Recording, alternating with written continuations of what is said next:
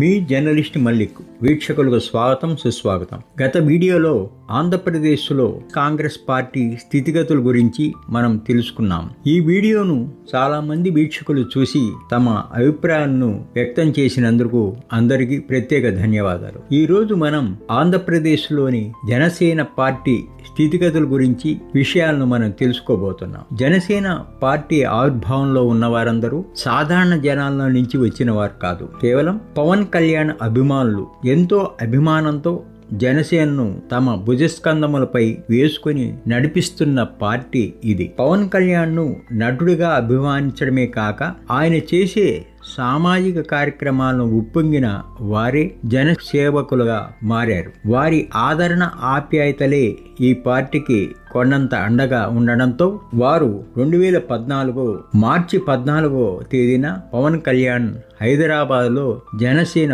పార్టీని స్థాపించారు. పార్టీ సిద్ధాంతాలుగా సామాజిక న్యాయం, అవినీతి నిర్మూలన, పారదర్శకత పాలన, యువతకు అవకాశాలు అన్న అంశాలే ప్రధాన లక్ష్యాలుగా ప్రకటించింది. 2014 ఎన్నికల్లో జనసేన స్వయంగా పోటీ చేయలేదు. అప్పట్లో ప్రధాని నరేంద్ర మోడీ నేతృత్వంలోని భారతీయ జనతా పార్టీ మరియు తెలుగుదేశం పార్టీకి మద్దతుగా జనసేన నిలిచింది. 2014-2019 మధ్య కాలంలో విభజిత ఆంధ్రప్రదేశ్కు ప్రత్యేక హోదా, రైతు సమస్యలు, నిరుద్యోగం, భూసేకరణ, ఉద్దానం కిడ్నీ వ్యాధి వంటి అంశాలపై జనసేన పార్టీ ఉద్యమాలు నడిపించింది. అధికార పార్టీ అయిన తెలుగుదేశం, ప్రతిపక్ష పార్టీ అయిన వైఎస్ఆర్ పార్టీ రెండింటికి ప్రత్యామ్నాయంగా మూడో శక్తిగా నిర్మించాలని జనసేన భావించింది. అందుకే తెలుగుదేశం పార్టీపై మరియు వైఎస్ఆర్ పార్టీలపై విమర్శలు చేస్తూ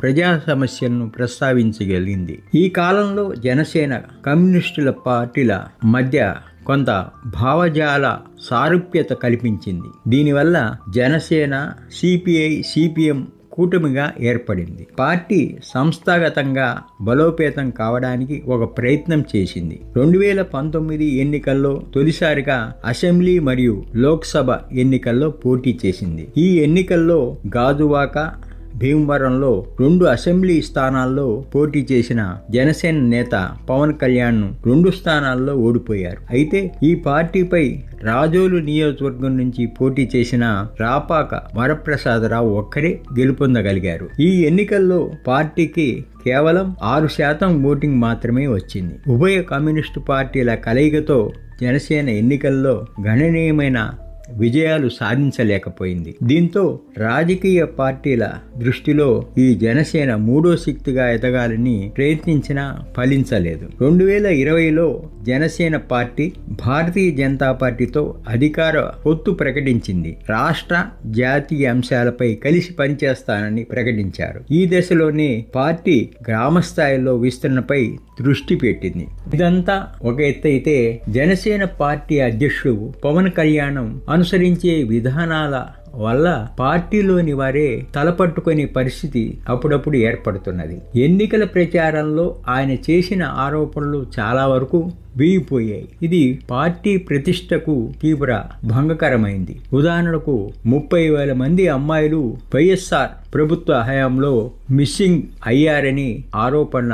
అది అంశం వీగిపోవడం వల్ల కొంత పార్టీకి డ్యామేజ్ అయిందని చెప్పక తప్పదు. ఆయన ఆవేశపడుతూ ఒకసారి చెప్పిన విషయాలను పలు విధాలుగా మార్చుతూ చెప్పడంతో జనసేనకులు తికమక పడుతున్నారు. పార్టీ కార్యకర్తగా తాము ఏ స్టాండ్ తీసుకోవాలో తెలియక ఇబ్బందులు పడుతున్న పరిస్థితి ఏర్పడుతున్నది. ప్రశ్నించడం చేయాలన్న పవన్ కళ్యాణ్ ఇప్పుడు అధికార కూటమిలో భాగస్వామ్యం అయిన తర్వాత ఆయన ప్రశ్నించడమే మానివేశారు. తమ పార్టీ వ్యక్తులపై పలు ఆరోపణలు వస్తున్నా ఆయన తనకు పట్టనట్లే వ్యవహరించడం జనసేన కార్యకర్తలనే ఆశ్చర్యపరుస్తున్నది. ముఖ్యంగా కాపు సామాజిక వర్గానికి అండగా నిలవాల్సిన జనసేన నేత తాను కేవలం కాపు సామాజిక వర్గానికి ప్రతినిధిని మాత్రమే కాదని, తాను 5 కోట్ల ఆంధ్రుల ప్రతినిధిని చెప్పుకోవడం వల్ల కాపు సామాజిక వర్గం వారిని పూర్తిగా కలిచివేస్తున్నది. తమ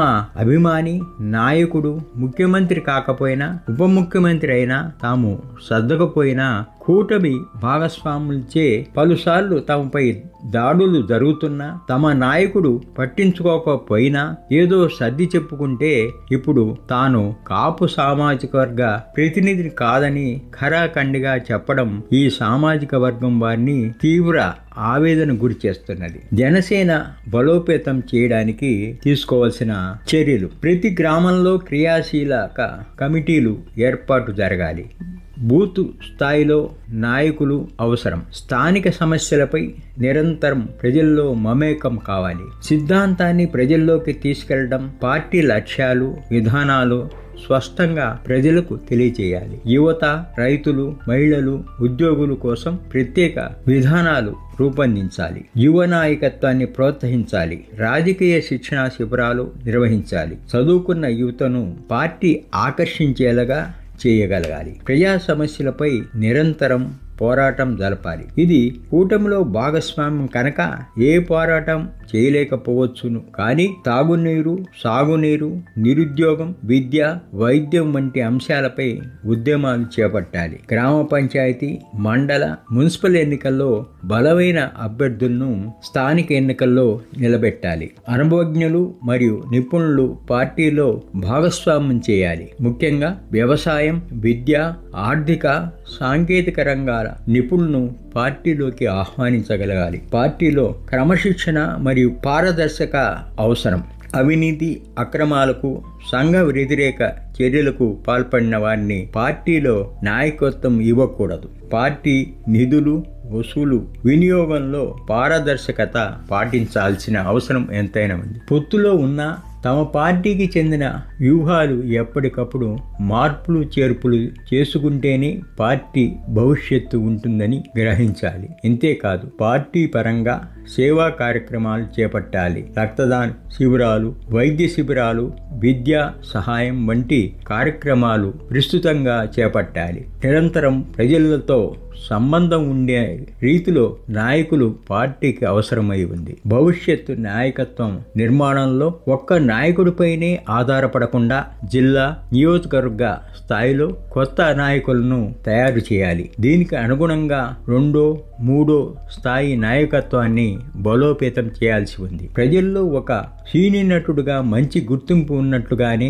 మంచి ప్రజానాయకుడిగా గుర్తింపుకు గ్రామస్థాయి సంస్థాగత నిర్మాణం, స్పష్టమైన విధానాలు, నిరంతరం ప్రజాసేవ చేస్తూ జనసేన పార్టీ భవిష్యత్తులో తిరుగుండదు. ఈ అంశంపై మీ అమూల్యమైన అభిప్రాయాన్ని తెలియజేయవలసిందిగా కోరుతున్నాను. మరో అంశంతో మీ ముందుకు వస్తాను. ధన్యవాదాలు.